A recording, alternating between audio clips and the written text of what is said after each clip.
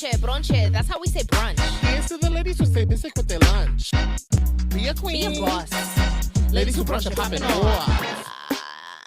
Hey, we pop and pop it off. We pop. All right. The episode's about to start. Yes. Up, everybody, and welcome to another episode of Ladies Who Bronche, Season 6, Episode 1. Pew, pew, pew. 6666. Yeah.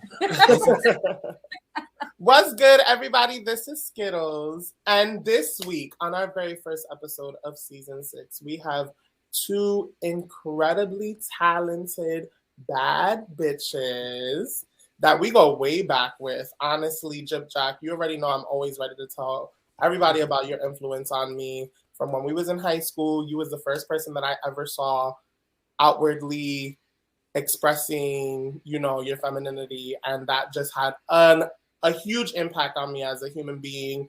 And then meeting Mx.Sykes, another bad bitch that I got to beat your face the other day and just get to know you a lot better and all that shit. My Facebook family, Mx.Sykes, GypjaQ, or also known as the Anvkai Tree podcast. Who the fuck are you? Who going first? I'm going first. All right. Well, I am GypjaQ on the attack. Brow. I am an artist. And yeah, for the most part, I just do art and talk shit. And Mx.Sykes was like, we should talk shit on camera. And therefore, we got the Anvkai Tree. The Anvkai Tree came to be. And I mean, when we talk shit, we try to very much be educational, you know what I'm saying? And at the same time, yeah. But at the same time, just be real and authentic and not mogged by the minutia. Yes. On a Wednesday evening. Yes. Mobbed by the minutia.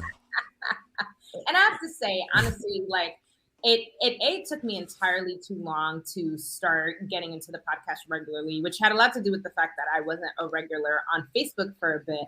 But, even outside of the podcast, both of y'all are just like a voice. You're a voice who's out here always telling it like it is in a way that early on, I would say in the earlier years of my following the Anvkai Tree, right? Felt like I was being called out, but in the best way possible. I, as a person who moves through the world, is somebody who is not very often held accountable because I seemingly find myself on the right side of things, quote unquote, most times. And so in a time where the side of whether it was politics in America or just social justice in general, or even just how I view my identity as a Dominican woman, understanding that I thought I was woke and all the way there because I knew I was Black as a Dominican woman. But then hearing y'all speak started to pull down the layers I had about how I was viewing how I needed to participate as a citizen of this country, right? And what I needed to commit to, what I needed to be doing. I have to say, this past election, I did end up voting, but I tell you, I felt really odd about it. And a lot of it had to do with a lot of the commentary even y'all had made around voting, that I was just and so I just want to say, y'all do and know that it reaches, it definitely influenced me in a way that I think has been really powerful in the way that I now navigate spaces. And I try to model a lot of the behavior that you all have when you're holding space and having these difficult discussions. So I say that to say that y'all are definitely one of my favorite podcasts out. And I mean that wholeheartedly. And I really think that because y'all are not out here, listen, we all out here trying to work and get paid in some way and get the come up, but y'all aren't out here selling out in the way that people say, oh, well, we're not sellouts, but they don't even realize that their approach to how they even market their podcasts and the things is a sellout still.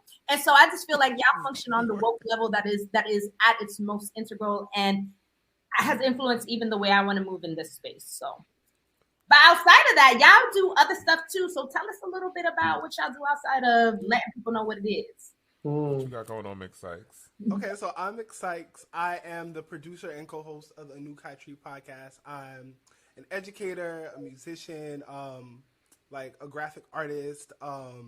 Like Yes. I do like all of our like design shit.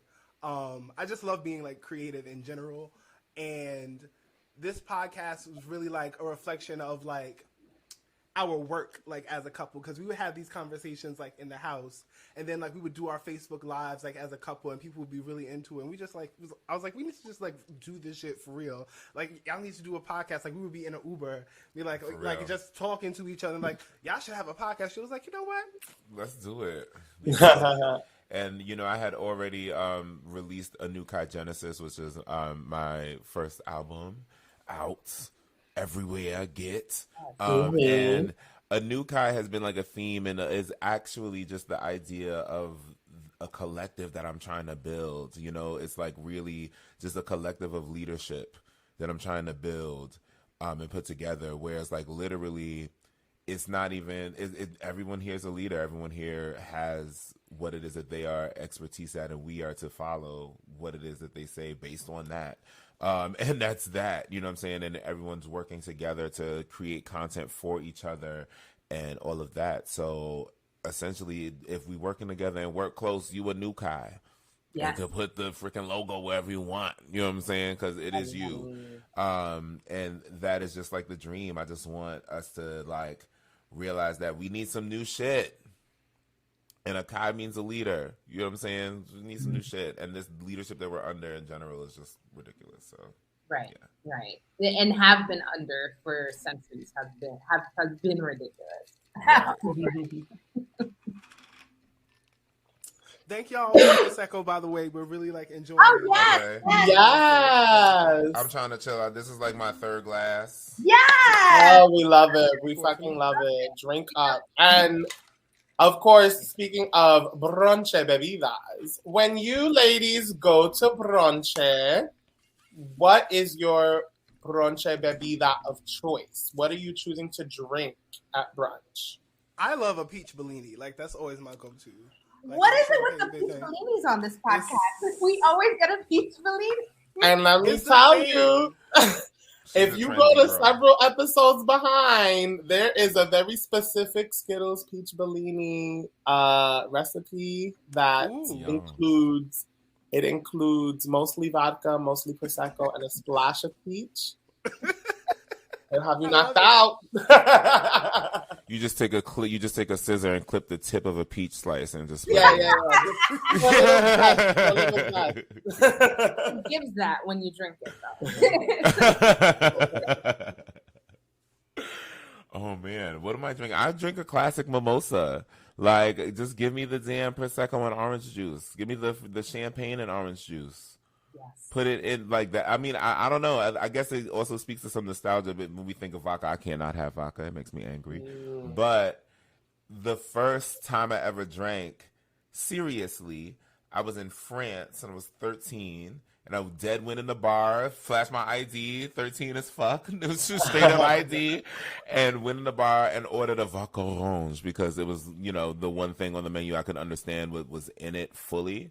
Because I had, you know, I was a French student. I didn't learn liqueurs, right? But anyway, and so it was an orange juice and vodka. So I'm like, put the orange juice in it, and it's a pop.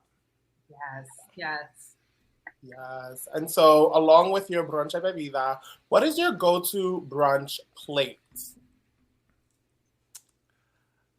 At brunch, like it's changed recently. Like I like a good French toast, and I'm getting into like poached eggs.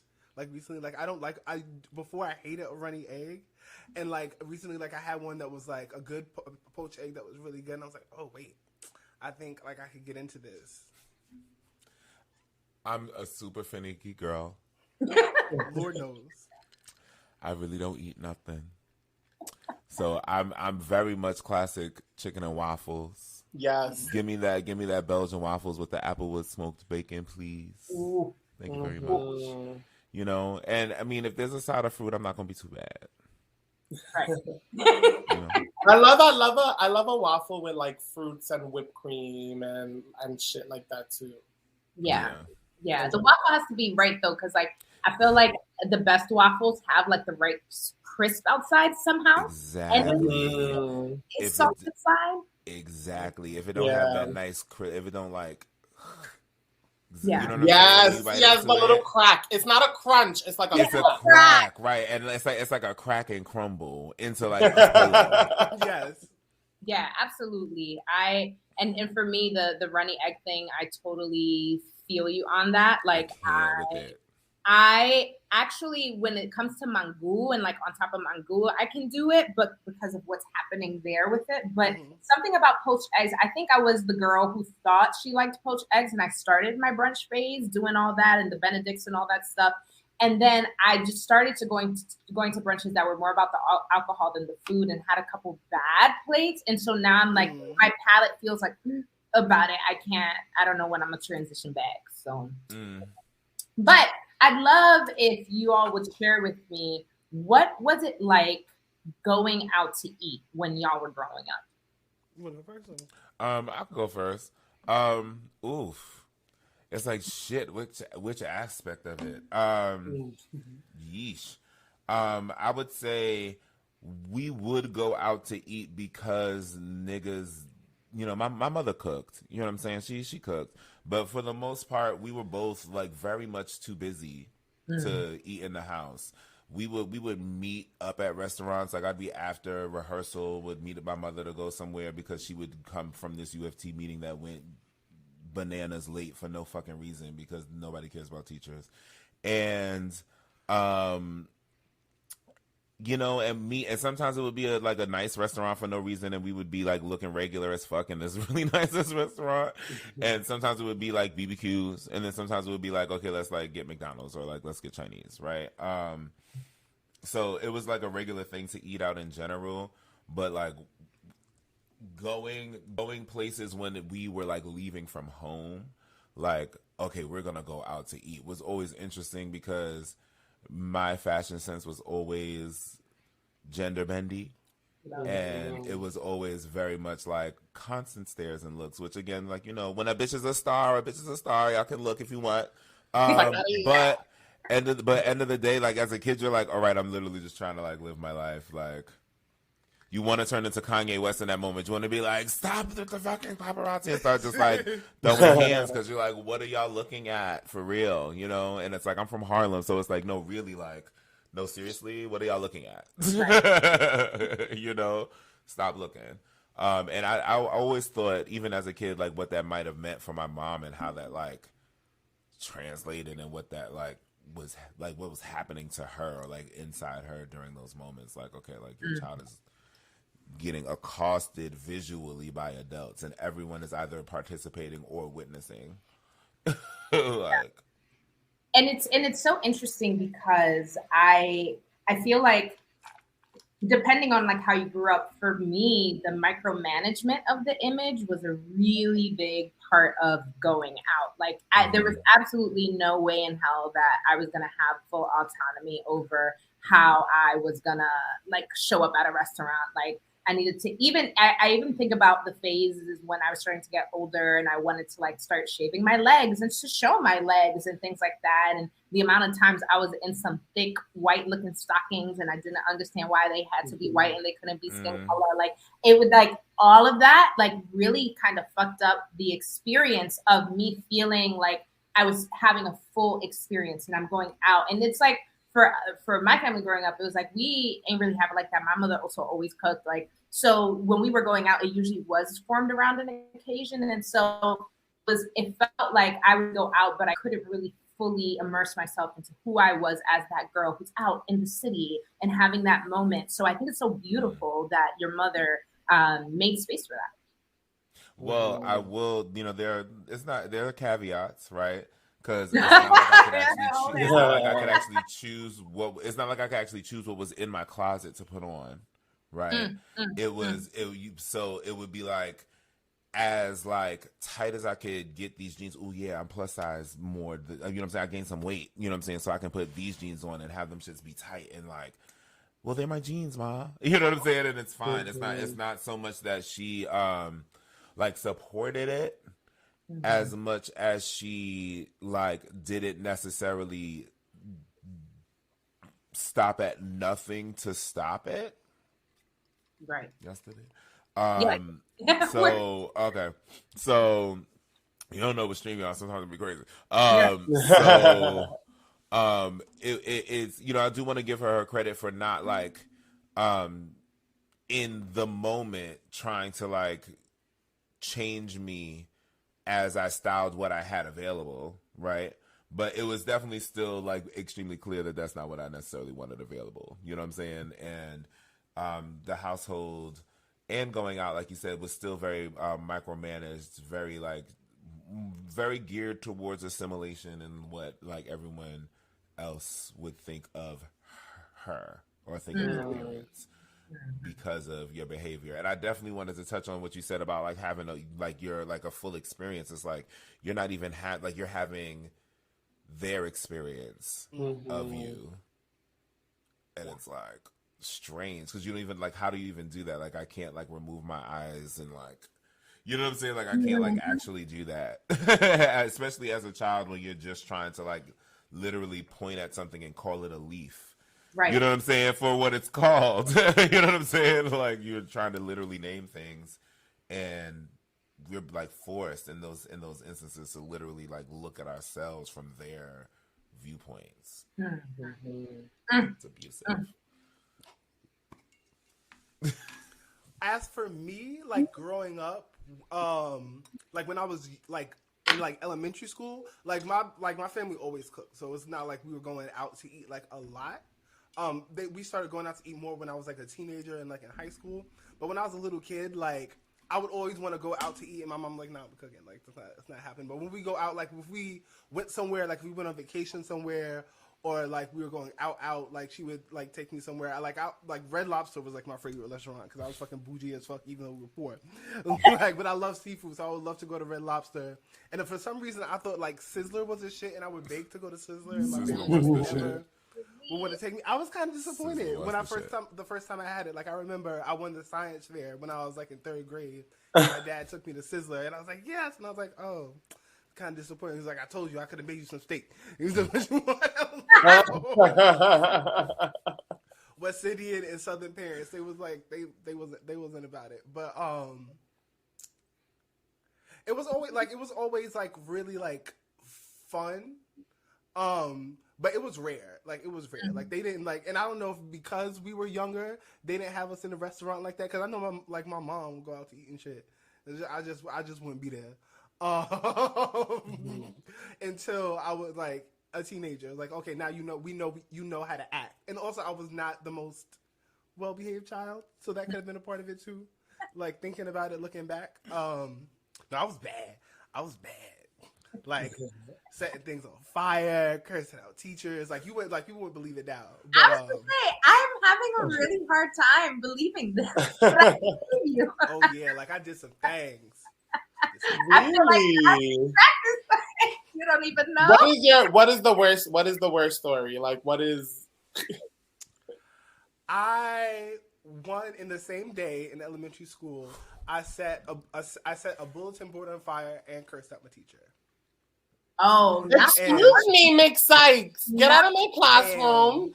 The crazy part, the wild part about it was that my aunt was the assistant principal of my elementary school. So I don't know think that I was gonna get away with it.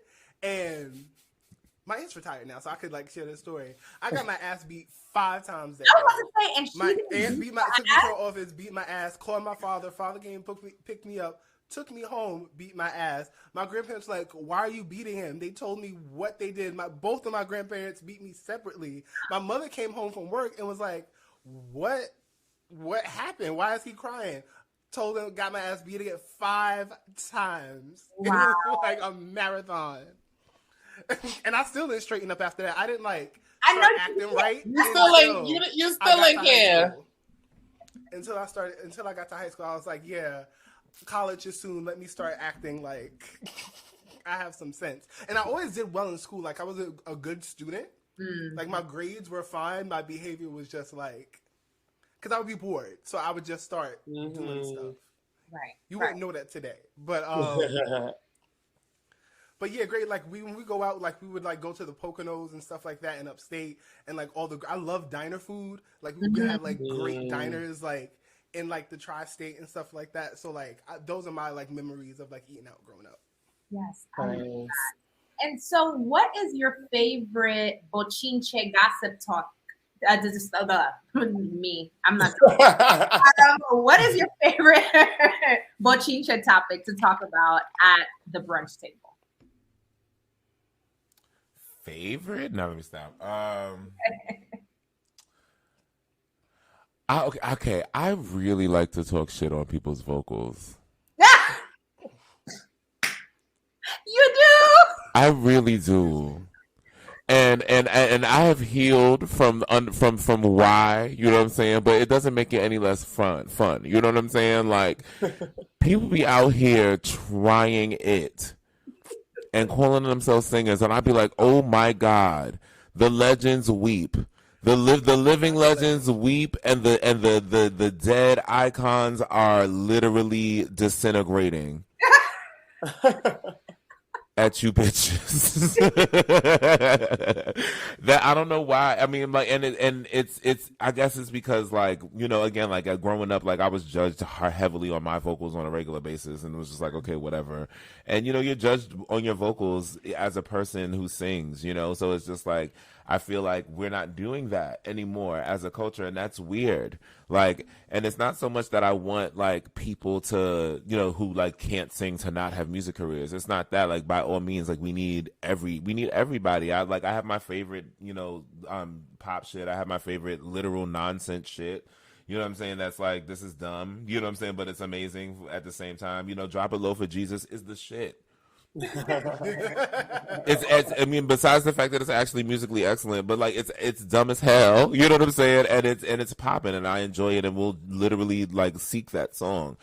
It's the idea that stuff gets to replace the elite.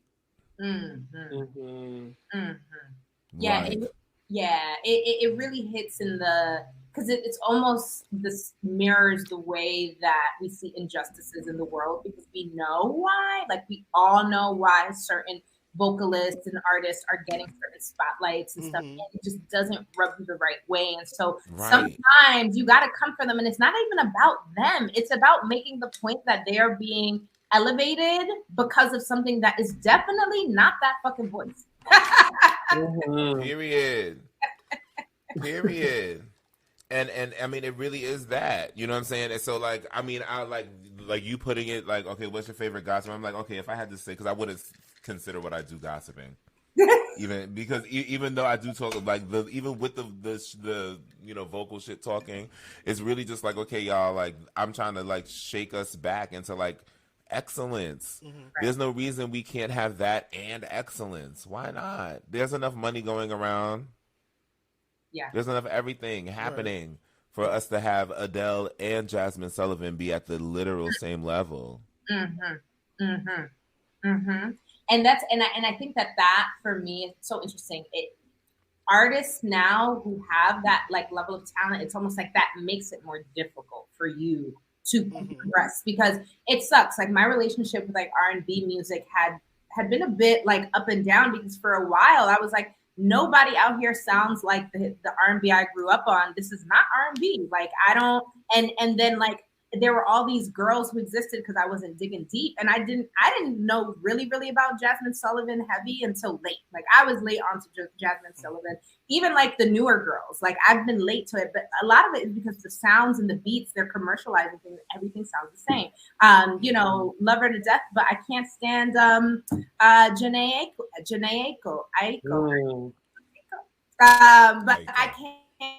Like, it's just, I hear a song and I'm like, I feel the vibe, but then I hear the other three and I was like, oh, we're still here? Like, you know, she really is like the female Drake. It's like, legitimately like the same vibe. But then she'll, like, on a record, she'll have one that has, like, an emotional, like, element, like You Versus Them on the first project, which I don't even know if you can get. It's not on Spotify anywhere. I'd be, like, trying to jam that. Like, I, like, again, like, even, like, with Janae Aiko, I completely agree with you. I still, like, appreciate her. You know what I'm saying? Like, I still am like, okay, like, I get what she's doing, and I'm glad, like, there is that, like, feminine element to that, like, Drake. You know what I'm saying? Like portion, like, being pushed, you know, in the way that it was pushed, and I guess isn't so much anymore. I guess, like, Summer Walker's kind of doing it differently, but differently. man, right? So same time, it's just like my other issue is always there's no reason that y'all can't be getting lessons. Like, did Miss Jam retire? Like, did the vocal That's because they coaches? pay the studio motherfuckers to do the work on the voice. They don't want to do it on the front, and they're not being proactive. They're being reactive. Mm-hmm. But like if you non-singing singers, if you after one take are tired, your technique is poor. If you after 3 hours of singing cannot speak, your technique is poor. You can be tired after 3 hours of singing, sure. You know what I'm saying? Sure, especially contemporary singing. But you shouldn't be like not able to sing anymore. Mm-hmm. Okay? Hydrate. Listen, like sing the note in your head before it comes out of your mouth. Yeah, like these are just all like things that you as a singer like need to have, and it's not for anything about like the sound of your voice for all intents and purposes. It's more about like the longevity of your sound. Mm-hmm. And the consistency of your sound. There are people that people consider great singers that I read on a regular basis just for not being consistent enough, and we all as singers go through shit, so it's not that I'm like misinterpreting the idea that this is our body, and we sing with our body, and the shit that happens with our body is crazy, and we have to go with that. You know what I'm saying? Like, you sick, you know what I'm saying? And you gonna sound like you sick if you don't have certain levels of technique. Mm-hmm. And that's on GypjaQ School of Music. The Anvkai Academy, hit me up. Yeah. It's a thing. Make that happen. And so Mx.Sykes, what is your favorite thing to gossip about at the brunch table?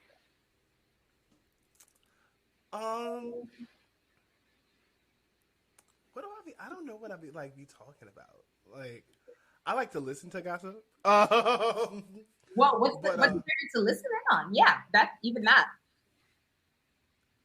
I like people's relationship drama. I was about to say, but I love me some tea on like couples other than us, or what's going on in people's lives. I think the thing that I talk about personally is just like education drama. Like, I work in the public school system, and like it's always been a hot mess. The message is getting hotter. It's like a tire fire at this point, and like people are unaware of it because like in New York especially, they're good at really keeping that shit under wraps. And until like some shit like explodes. But yeah, it'd be crazy. So that's like, I be talking about t-shirt shit a lot because that's what I do. But I like yeah, and like that and like reality shows, but mostly like it involves people's like relationship drama. You watch, like I'm the one that figured out that like Princess Love was beating Ray J. I was like, he's reacting like someone who's been like physically abused. I was like, wait a minute. And then like when it came out, I was like, oh, I knew I was right. That's true. I felt sad, but also vindicated at the same time. Right. You did one point, but you hate the message, but you love to know that she was on it. I'm guilty. And that men don't speak about it. Like, that's the thing. Like, it's very like swept under the rug. And it like there was a story that came out a couple of years ago when they were like were getting divorced the first time. She broke his ribs when she walked him in a hotel with strippers. I did not know that. I did not know that. Because like, and the reason why it came out is because there was this clip of them trying to do like a reconciliation on Love and Hip Hop, and he pushed her in the pool when she kept throwing stuff at him, and like he was like stop, and they're like, why would you do that to your wife? Like, she broke one of my ribs. Police report. Okay. See, because I was like, I knew it. I was like, I know that men can definitely make women push women to that point. Like, everyone has a breaking point, but abuse is abuse. Right. And I like speaking about those things. People don't think about it from those narratives. So like when I'm at the brunch, I like to like, kind of like what we do in the podcast, like poke at people's like ideals of things. Yeah. I love that. And that honestly, like that topic even in itself. And I think that it's both that abuse, but even sexual abuse, I think, is one that isn't discussed, and that's a whole other topic for a whole other time. But I think that point is well taken. Like, there are moments where we're having one side of the conversation, but we're not making room for all of it, and we need to make room for all of it. All right, so now we are going to move into our cheers to the lady who section, where we cheers dope people doing dope shit. Wow.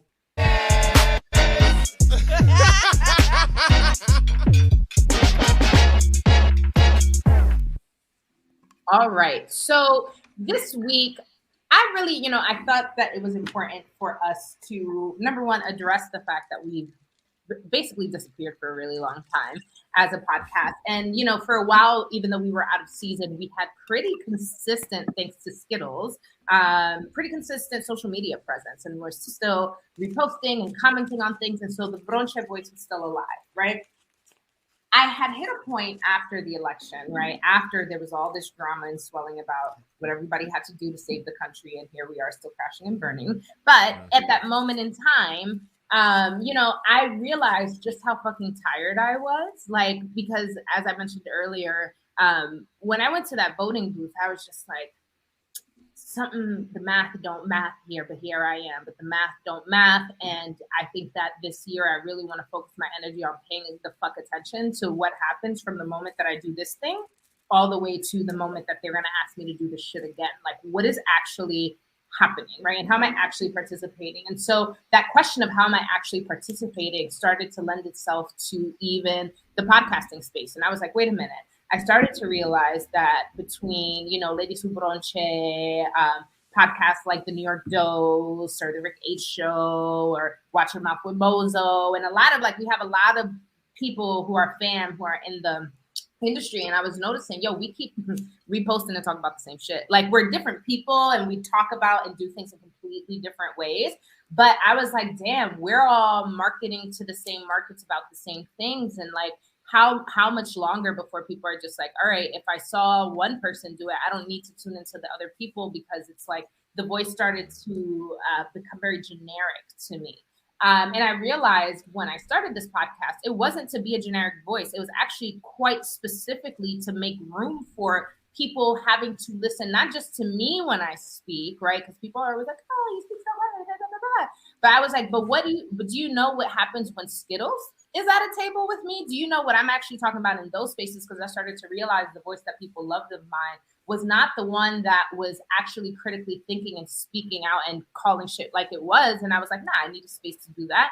And maybe this space is the brunch table. So I took a lot of time off because I really didn't feel like I wanted to chime in until it felt right, until there was something that we really wanted to focus on. And, this year, I think that I've been very moved to, for one reason or another, really understand and learn how I could best support and hand power over to the trans community, the Black queer community, all the identities that live under that. Because I feel like there's a lot of conversations that I'm tired of having, but the one conversation that no one seems to be having in an eloquent way, in a strong way, in a way that is actually allowing the people to lead the conversation was this category. And so, I was like, fuck, like, I want to sit back a little bit and like foster relationships in the community and see like where I can add and how we can elevate voice in that space, and not always have it be about talking about the identity, but just period, just because they're here and they're here because I want them here. And if you're noticing that it's just them, then that's for a reason, and ask questions later, but we're not talking. They're not here to teach. They're here to get the fuck out of the way, right? And so I'm trying to figure out what are more ways that I can do that. And I think the podcast is one way, but we're looking forward as a brand to really think about how this platform, this table, can be the table for all and give power to all in a particular way. So we're back, people missed us. And so we're going to give y'all the podcast, but really I want folks to anticipate that Bronche is going in a direction where we're not just here to entertain you and talk about, pop culture. We're really here to start breaking some glass and pushing other things through. And that's the space we want to be in. And if people don't want us because we want to be in that space, then they don't want us. And I don't need to post or sound like any other podcast that's already out there. So that is a lot of why, but also I needed a motherfucking break. I needed to go on vacation. I needed to get the fuck out of my house, right? Like y'all notice now I have new hair. I be changing my hair.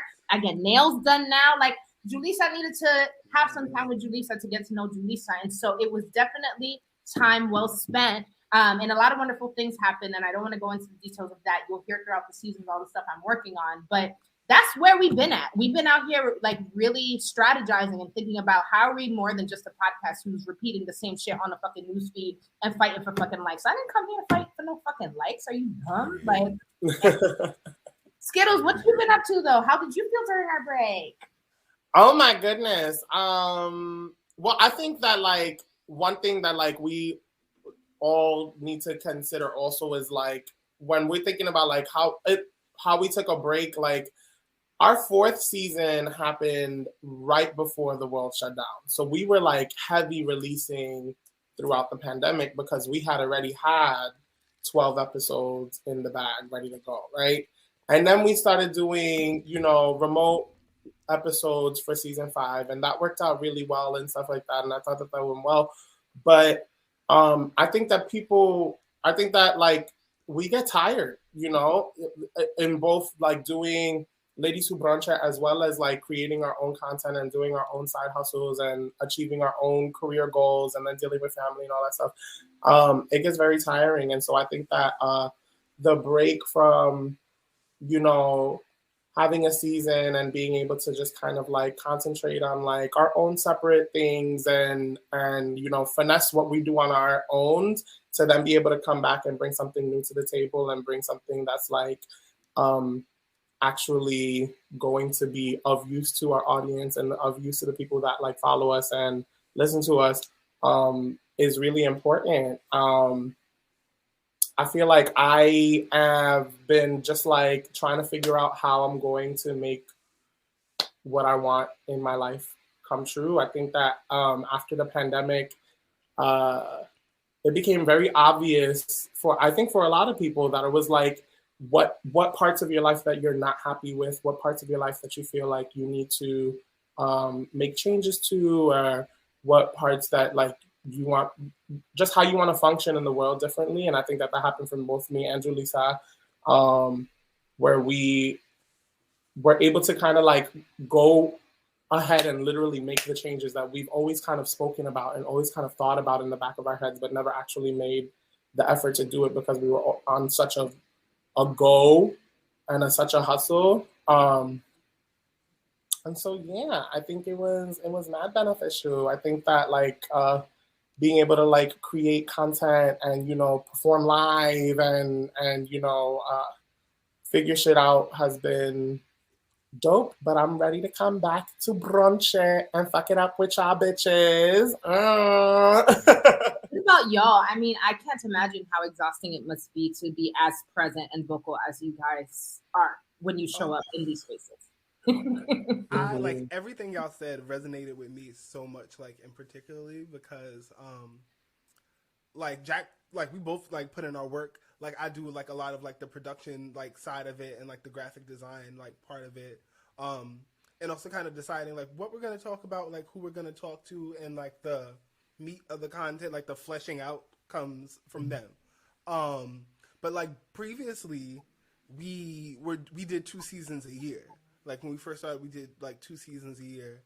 And after like we did a season that sort of bled into like the pandemic and got caught up in some shit. Like your girls was in a cult for a minute, like got free. Yeah. So glad y'all are out. Came out of that, like did some healing, did a new season, and then we were trying to do another season, like a mid-season and like a second season this year, and we were like, it didn't happen. Like we tried, like we got new equipment, like we planned it, and like the ancestors was just like rest and have something to talk about when you come back. Yes. Because you're like, I like the part that you resonated, like it's all starting to bleed. We're all sharing the same shit. Like we've in certain spaces, or at least in the community we've managed to build, like we're pretty much in consensus about certain topics. There might be some like little outliers that are willing to listen and like are in the comments trying to figure it out, but we're all saying the same shit. It's like, give it a second, let it marinate, and in the new year, we're definitely gonna come out with our. Is this our season 6? 2? Lord, see, like this is why Pat. I believe. Because numbers. This might be our 5th season. I think it's season 5 too. Yeah. Yeah. Like, and I just want to remind people, COVID is happening. Right. Like, it's not to the woods. That shit was and continues to be emotionally taxing as fuck. Yeah. And I empower all of the global majority to freaking acknowledge how exhausting having emotions is. It's exhausting. Yeah. And you could express them or not, just because they happen in your body. Quite literally, your body releases hormones that are your emotions. Is too much. And sometimes you need to just like sit the fuck down so that you can have those and deal with those. You know, and sometimes, you know, like especially when you're in a unit, you guys have to like make sure that y'all are emotionally stable, that there's like an understanding of wherever you guys are emotionally. Yeah. You know what I'm saying? Like, I'm going through a whole like emotional potential personality transformation. Did a whole like warning tour. Was like, hey y'all, don't know who this bitch about to be. If you want to dip, it's your time. Yeah. Like, cause who knows? You know what I'm saying? Like, COVID is changing a lot. You know what I'm saying? Like, in people, because like the stakes are different. Whether they're higher or not is still kind of like left to be seen. It feels like they're higher. It feels like time is shorter. But other than that, and still internalizing that and thinking about how it's going to show up in the work. Right. Because it's different every time. Like, you've been out performing, and so I can't imagine how that is for you. Like, I'm in the process of like committing myself to being like a full-time creative and like developing things and working on shit and working on like music, and I'm like, oh wait, this shit is bringing up emotions that like I didn't like know that I was like actually feeling. I'm so grateful for the stage. Like, it like with like, ooh, like thank you stage, okay, because that thing, just put it all out on there. You know what I'm saying? You don't even gotta like, if you're not the sweating kind, you know what I'm saying? I literally, my foot goes stage and then it's like sweat. But if you're not the sweating kind, it's not even about exerting energy. You know what I'm saying? It's just like the stage is going to take it, you know? Like, it's going to take it. And you get to leave it there. If you so choose to leave it there. If you pick it up, you know, that's on you. But if you leave it there, it's there. And then it disappears. Nobody has to come and grab your shit. You know what I'm saying? Like, you might leave some shit on the road. Somebody might grab that, you know? So I've been so grateful for the opportunity to perform. But there is that, like, weird shit because, like, people want to be in your face and, like, be all like, oh my God, you know what I'm saying? If you killed, you hope that they want to be in your face, you know what I'm saying, to some degree as a performer. So again, like, it's this constant juxtaposition and constant like being pulled in like several directions. You're like, I'm so glad I'm here. I want to go home right now. It doesn't benefit your career to go home right now. My motherfucker, you have to freaking like network. Okay, I want to network. I can't put this mask on. Look at this beat. Right. Yeah. They're not getting the experience, and that's what they came for. Right. So okay, hopefully this vaccine does whatever. And I can vaccinated. Go. We don't go there. That's what I said. Hopefully this vaccine does whatever, and I can freaking like see people without this mask in this moment, right? And then they want to be like, oh my God, you are so good. Rubbing they sweat on your sweat. Rubbing their sweat in your sweat. No,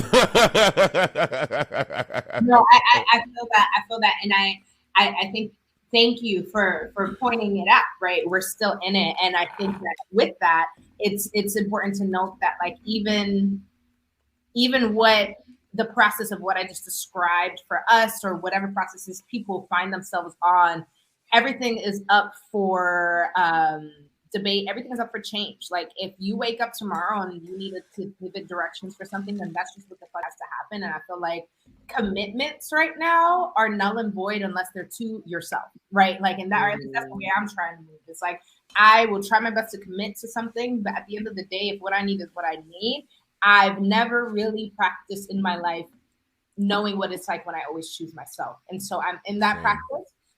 I'm in that practice as much as possible. And sometimes when you are not active as a voice of the people in any way, shape, or form, whether it's stage, podcast, or whatever, like, you know, that is because you need rest, and people just need to fucking respect that, or pay me. And that's really been my answer to everything. It's like, listen, you want me to like get my crusty ass up? That's fine. How much? For how much?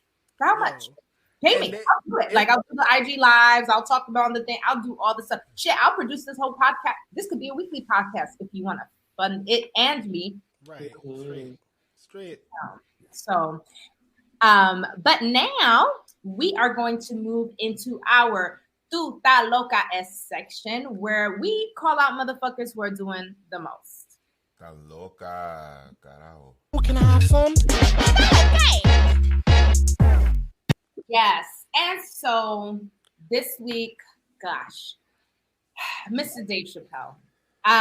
So Dave Chappelle, right now, he is in the middle of having some funds raised to see whether or not people who challenge him in the way he showed up in his recent special will donate more than people who support him, in order for him to just step down from having his former high school name its theater after him. So he had gone to the high school, he went, and he was met with cheers and boos, right? And, you know, he kind of got on his soapbox and he made this announcement. And I just think it's funny how this story has been unraveling. And I think that I've stayed quiet on the whole issue, even from the moment the special happened, mostly because, like, I can't tell people what's offensive or not when no one's talking about me and they're not hitting my experience. And also, like, we gonna act like we don't know what's dance and disrespect or what is blatant disrespect. Like, we're gonna act like we don't know that. Like, even as people who are of a culture where people cut ass on each other and sometimes get mean, there's a difference around being mean and being like hurtful. And so there's just a lot of layers to this conversation that I felt I was not the voice of, right? And especially knowing that, like, I'm somebody who, you know, has always loved Dave Chappelle, right? And like, but I'm never too proud to say, oh, well, if somebody who I love fucks up, like, that's where we have to hold them, is in their accountability, not in where my heart appreciates their art and whatnot. And so I was just like, yeah, this is all complicated because there is a thread. There are threads here that can be conversations that are centered, but like, they were dressed around a lot of things that now we can't center that conversation, because actually, if we can't have that conversation, then the way we're having the other conversation around the differences of the Black experience, it's kind of like, I don't know, straight Black man, like, you mucking the shit up in a very particular way. And so in this act, it's kind of like, I find myself yet again being like, oh gosh, so now he's trying to make the point that people won't put their money where their mouth is. Do I say that I am like, oh yeah, okay, I fuck with that, but I don't fuck with him? Like, how do we even land in the nuance of what's happening right now? But again, I don't feel like it's a conversation that my opinion and how I feel matters most. And so I'm just curious what y'all's thoughts are around his approach around having people pay up to prove that they really mean what they say when they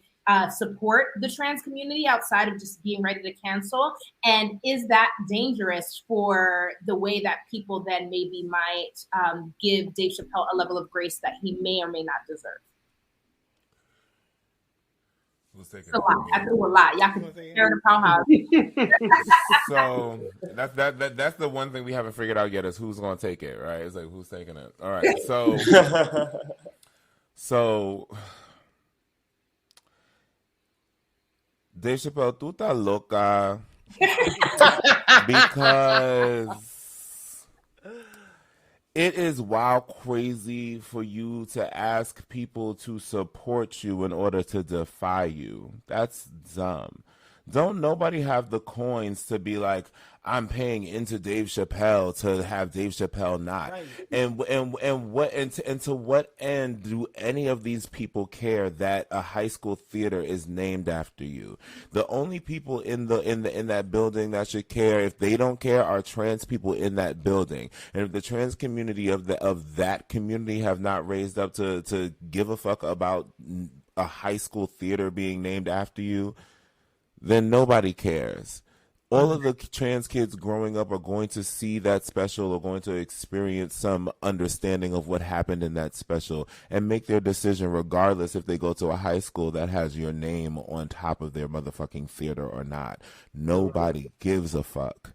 And to think that so many people would donate to even make it happen sounds laughable. The fact that this wound up in the press is highly sus. Like Say more on that. Meaning that this will garner like national attention. We're talking about it, so it has. So like, and even people outside of that town where the high school is at will donate. And now, like, so either way, like the kids are gonna get like a great theater, and people are gonna vote for it even out of spite. Right. So like either way, like this is a tactic. Right. Very blatant tactic, a very like obvious and like poor one. And not that I could say I would hope Dave Chappelle is above it, like given everything that's happened, Yeah, after especially seeing the special. Like with like the special, I'm like, oh, like you're just deep diving into this. Mm-hmm. That's right. Very cis het male, if you Period. How patriarchal. I was even gonna say the way in which Dave Chappelle decides to, like, in general, I don't really know like crazy details because I'm not someone who really watches like all his specials, but I constantly hear his name in the same type of, situation, and it gives Boosie vibes. Like the way like he chooses to like concentrate or have his jokes be concentrated on this certain type of community, it gives Boosie vibes the way Boosie gives Nas X. I mean, allegedly he loves the girls. Oh wait, this isn't our podcast. Yeah, but no, yes, please. Like the streets talk. He admitted himself to like having had like male on male encounters and not hating it. Yeah, on the very special in question, and then on top of it, it's so common. Trans attraction is so common, y'all. Like y'all have to understand that. Like, I mean, and I'm sorry. There's been quite a few mimosas, so forgive the crudeness. I have enough sense to ask to put a disclaimer on it. Niggas love ass. Mm-hmm. Mm-hmm. And yeah, that's that. Take of that what you will. But you know? will. Like. Yep. Niggas are more indiscriminate than others when it to the gender of said ass, and that's okay. That's the thing. And then on top of that, some men get in their soul of souls that a woman is a woman. And can understand and sense and smell a woman no matter what body it's in. So yeah. And what would you and what falls out to the truth? and I feel like it's a truth that people won't fess up to in so many ways. I mean, like it's interesting even like being a cis girl having cis sex or whatever the fuck, right? With these motherfuckers. Feel you poor thing. You could feel. I've really, just as a quick sidebar, like I've really come to the point where I'm like, I know my experience is very much aligned with that experience, so I would never go as far as claiming something that isn't true to my lifestyle. But sometimes I'm like, what do you want to call?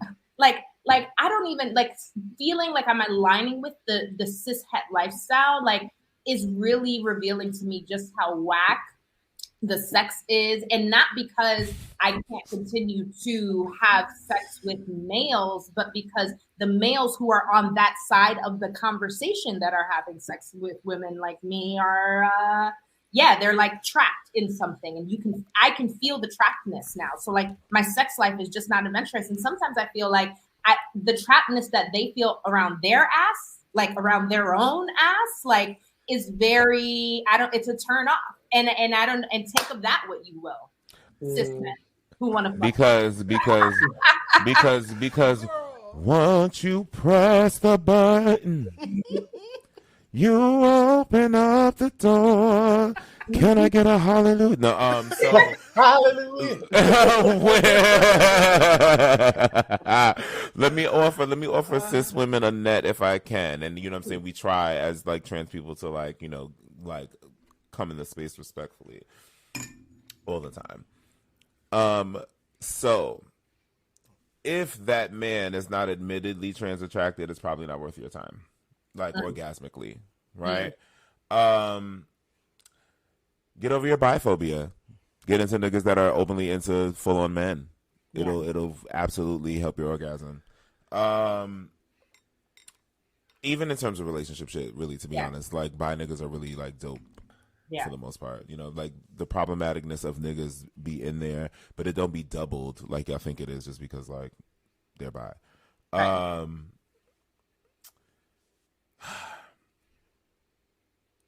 Really, really, really see your trans sisters as your sisters. And if you have any competitive spirit towards your sisters in general, first of all, work through that and get over that, because whoa. Please. But beyond whoa, they're only your competition in literally the same sense as any other woman is your competition. Exactly. Like it's no different, and the fact that there might be anything else attached to that womanhood that doesn't match yours is not so important, because they're going there for the same things. Really, it's still pussy. So just get over it. Literally the protesting of trans attraction is a red flag. Yep. And save your time. Yeah. It's and every time. Like I literally on my dating profile have put, there's a, what is it? How did I word it? I was like, it's like, you shouldn't match with me if is the prompt. This is on Hinge. And it's like, if you still say pause, no homo, or if you feel aligned with Lil Boozy or threatened by Lil Nas X. Like, I don't want to hear it. Like, just even the skirting around of it, I have no time for it. And it's interesting how in a lot of cases that has people who match with me go into it with the assumption that I'm a trans woman. Specifically because they'll ask, because they'll be like, oh, what's that about? What, are you trans? Like, is that why you? And it's very like, there's just flags that with men. And I feel like I've taken those flags very seriously because I'm tired of having sex that sucks.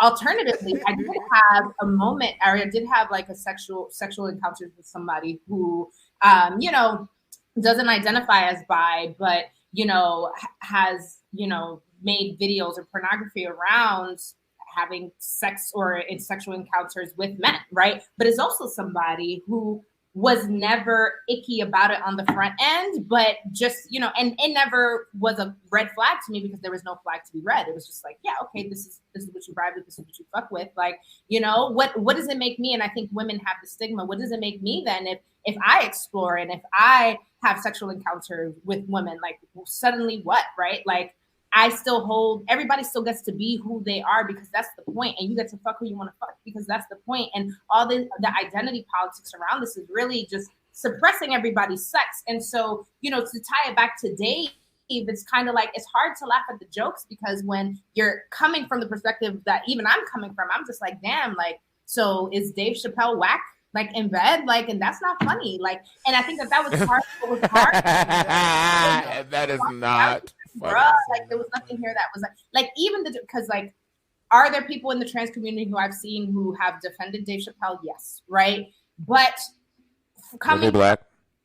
Yeah, I was gonna say coming from their intersection of blackness, right? And feeling like that's an icon that they don't want to see torn down and blah, blah, blah. And then there's also, and in some of that, like, and I won't get into details, but I feel like in some of that too, there are threads of like still self-healing and things that need to happen around a bigger issue, not necessarily their trans identity, but like all the things that has made their trans identity have to be difficult for no fucking reason. So like, you know, I see that, but again, that's the community speaking on behalf of itself, right? So like, I'm not here to like pinpoint or whatever, but I even lost my train of thought.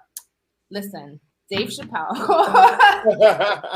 I lost my train of thought completely, but Dave Chappelle, I just think that there are ways that we have to recognize what potential harm comes from the like brushing off or not really paying, like calling attention to how the support and the way people are discussing this can be harmful. So I wonder, what are y'all's thoughts? Like, is it really harmful? Like, do we care to spend time to make sure that people understand why in this moment, the way they do or don't support Dave Chappelle says a lot about them? Or do we just let motherfuckers do it as they will and keep it pushing? And it's not even a matter of canceling Dave Chappelle. It's just a matter of being unbothered and continue. Like, what do y'all think is the best approach that feels safest? I don't want to say right, but like feels best for the community at this point, given the way people be navigating this shit and acting like they don't fucking know. I feel like there are like nuances in like every situation, but ultimately like people like stand firm in their like whatever their convictions are, whether those convictions be grounded in logic or truth. And then I feel like there are also a lot of people that are out there that don't understand like the nature of the argument or like the fullness of what like the LGBT community is talking about. Like, man, literally spent 35 something minutes of like an hour-long special firing shots. Right. And it's indicative of a lot. Of like, even as a society, of like how we feel like that's okay. Right. Because like, why? Right. Why? Well, like, what was like ultimately what was your like intention like behind that? Like, other than to get a few cheap laughs, like what was like why that focus? Right. And I just like I'm just gonna chime in and then GypjaQ, you can take it. I just don't understand how, as knowing the statistics and knowing how like Black trans women are like killed all the time, how you can still kind of function with like making commentary that is against that period. Like, as a Black man, as a human being who cares for other human beings, like for me that just doesn't click, you know. Right. And I think that's kind of in my head, like, because I've always heard his name in these types of conflicts, that's why I don't even give it the time of day to watch it for me, because I'm just like, I can't sit through it. I mean, I think that I want to empower people to do what they want to do. I think that at this time, it is interesting if you as a viewer don't find yourself needing to do those kind of investigations, in terms of like what Pat was saying, in terms of trying to figure out why 37 minutes of an hour-long special was dedicated to one thing, or even if you as a person, didn't find the trans things funny but found like the Asian things funny, what that means for you. You know what I'm saying? If you're not, if you should do those kinds of investigations. And I think that on the people that find it pertinent to relay messages to the people, such as us, again, I'm on a whole new wave. Oh, y'all, yeah, we still doing a new podcast, and I am absolutely going to still tell it like I feel and tell it like it is. But if y'all get it or not is less important to me. And and in that, it's like what we need to do is put it out there. This is the internet. The internet is instant history.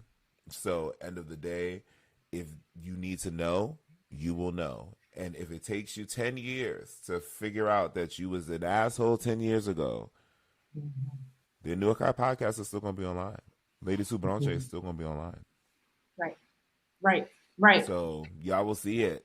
So I'm gonna say it if I feel the need to say it. You know what I'm saying? But like, I'm not arguing with you hoes. Right. Right. Right. Because it's like a lot of people's whole shit is like, you know, oh, but Dave Chappelle is legendary. Dave Chappelle has led so many important conversations in the past and all that stuff. And I'm like, you know, and the sun rises and sets every day. Like things can be true. Things can be true. Like and so I think there's a difference in saying, and you know, and I would love to be corrected if I'm wrong. Like, you know, there's a difference in saying like, yes, the legend, when somebody does things that are legendary like that, it gets stuck in the ground and it is what it is, but it lives independently. Like people are on a timeline. You can't just let people get away with shit because of the one time or the one thing. You have to take people for where they're at right now and hold them accountable to where they're at right now. And so has Dave Chappelle been a massive influence in a lot of my writing, for example, right? And around satire specifically? Absolutely, right? But like, am I going to suddenly hold on to an opinion or donate to an auditorium to make a point about the fact that, oh, well, there's some truth to what he said, but then why don't I hold him to a different light and say, well, you can be talking about this in a better way, in the ways that I could honor, and this is not a way that I can honor anymore. Because again, I don't think it was his best work. Is he a great storyteller? Yes. Is he always going to sound good when he tells a story? Yes. But Kevin Hart is always going to sound funny as long as he goes and does all that shit, right? He has their shtick. And I think Dave Chappelle's shtick is that he's good at storytelling. And so when he's saying fucked up things, his buildup, he's a master at that. But if he's mastering it, to your point, spending 35 minutes to harm someone with that mastery, then we got to start asking these questions. And it's not about, oh, everybody just gets canceled for no reason. And I feel like people want to have a cancel culture conversation on its own, and they use other opportunities to try to have that conversation instead of sitting down at a table and saying, what does restorative justice looks like, right? What does that look like if I don't think it's right to just cancel people left and right? Are y'all motherfuckers really trying to do the work then? Like, if y'all are not trying to just cancel people, and I'm not saying you should, because you can't cancel a person. Like, I feel weird about cancel culture in general, but I do feel like you can't hold people accountable, and then you can either invite them to reintegrate into society, you know, in the way that is healthy, or shun them, or you shun them, right? Like, but there can be a process here. It doesn't need to be like oh, you can't live your life, and it's not about getting canceled. Do you need to be held accountable? Like, do you, when you drunk drive or something, do you need to go back to the driver's class, you know, in order to get those points off your fucking license? Like, right. And this is the shit that colonialism does, because that would be a natural understanding for too many colonized people in too many colonized communities, like pre-colonialism. Like, people do fucked up shit. Like, people do fucked up shit, and the community tells them what it is that they either have to do to atone, or there are consequences that the community puts down. You do something fucked up sexually, you might get your dick literally cut off, and that's that. Right. If you do something that people think is requiring of shunning, then you are shunned until somebody sees something. It doesn't even matter. It doesn't. Who knows what it is? Somebody could just like literally see a light on your face and be like, yo, the way the sun is sitting on his face right now, there's a change happening in that motherfucker. Yo, you good? You know what I'm saying? In twee or some shit. You know what I'm saying? Like, it like it is what it is. Like, at the end of the day, like, I agree with you. Canceling a person is not something that you can do, and even canceling their career is not something that you could necessarily do effectively. You can boycott their shit or whatever. Like, y'all are trying to give boycotting a new name, I guess. Right. But that part. Other than that, like, do what you want to do. Like, here's the thing: a legend is someone who did a legendary thing. Mm-hmm. That means that this person, for the rest of their life, will have legendary impact. Mm-hmm. It does not mean that the things that they do will be legendary from here on out.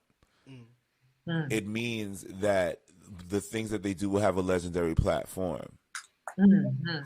It means that the things that they do can have legendary influence, whether the work continues to be legendary or not. And we've got to understand that.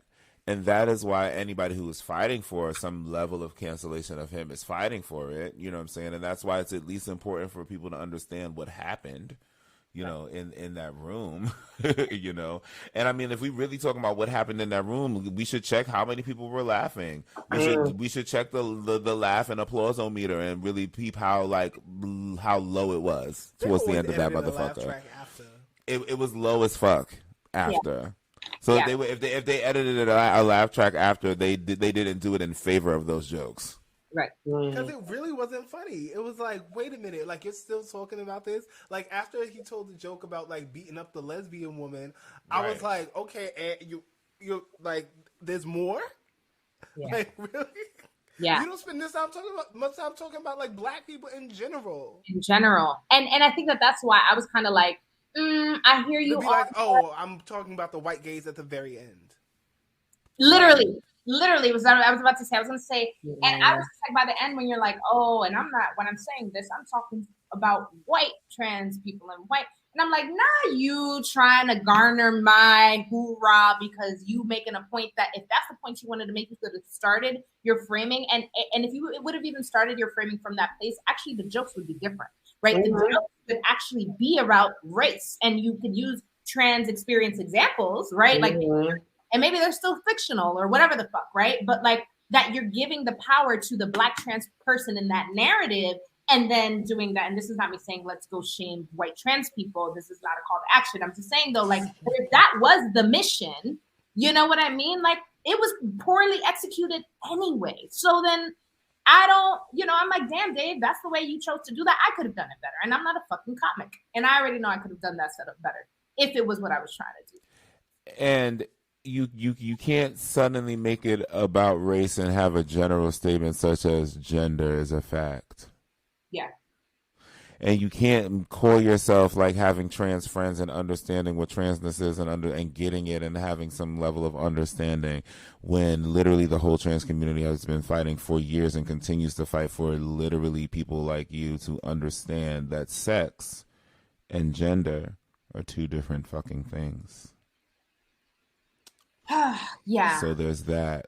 And then it's just really crazy. There was something that you said that I want to reach back, and I know we've been on it for a minute, but there's something that you said I want to reach back to.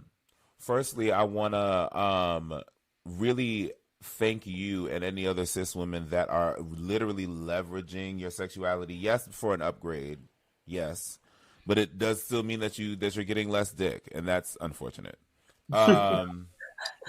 It is for about taking one for the team. For you know what I'm saying, just even if it is for your own orgasm, just for understanding that cis heteronormative trope is fucking wrong, and literally putting your vagina on the line for this shit is what we need. There's this idea that men have women are the ones that are doing this, that, and the third, and there's levels to it that is true because there's only so much that they will do that they'll get away with in y'all eyes. Like if y'all are like, okay, I'm still gonna say if there's still a woman that's willing to bust it open, then they're gonna act the way that they're gonna act. Yep. And I think the truth, and I think. I don't know where I lost my train of thought earlier, but I know I didn't finish making this point. What was tragic to me about losing that sex partner who, was fluid but identifies as straight was that I was recognizing the holding on to that as tied to something that was deeper that, as a woman in the space, I don't always have the answer. Or I don't always know the way to support someone because if I'm showing up and saying, okay, well, I don't care. Actually, I'm not, and I'm not doing that just to say it. And then low key, I'm going to be like, oh, so do you prefer dick? And ask harmful questions and feel actually being like, oh, if this is the experience, that's the experience. I'm experiencing you and that's the point. And I'm having a good time with you and that's the point. And actually, maybe that's why the sex was so fucking good. And I'm like, oh, okay. But then we're in such a tender place that I think that more cis women who are actually genuinely there, because don't cop it if you're not really about it, but need to start making more room for men that are bi or people in the space. And because I feel like that's part of what I'm talking about is there's this weird way where people who are somehow still holding on to what is seen as the traditional, but don't really feel that way. There's not a term for this in between because it's complicated, right? And so now you have both men and women who are going around and they don't know how to actually be organic in their identity. And part of that has to do with the fact that they don't feel comfortable being organic in their desires sexually. And so how can we start to like create space? Like, is it the getting risky in bed and then talking about it later? Is it having a conversation to then lean into the comfort to explore? Or is it that the sexual space is not the space and there is just a different space that this can be addressed? I don't know, but I want, men who don't feel cishet, for whatever that means, or hardcore cishet, to feel comfortable around us. But that requires us not to be so cishet as women, because the uber cishet version of us is still a product of the patriarchy. So like, it's like, if we're not going to do it, then we also have to not do the thing we don't want them to do. Because we help them do it. And those sorts of conversations, like, I think over the generations, like, can help make it so that more people can see jokes like that and be like, oh, nah, Dave Chappelle maybe just really whack or having really boring sex, or is not, and is just out here acting a fucking fool. Like, and shut the fuck up, like you don't know how good ass is. And that's that. So with that, we are going to move along to our plate of the day for radical girls when taxing the rich isn't enough. Tune into part 2 to hear the rest of this episode. Take a little bronche break.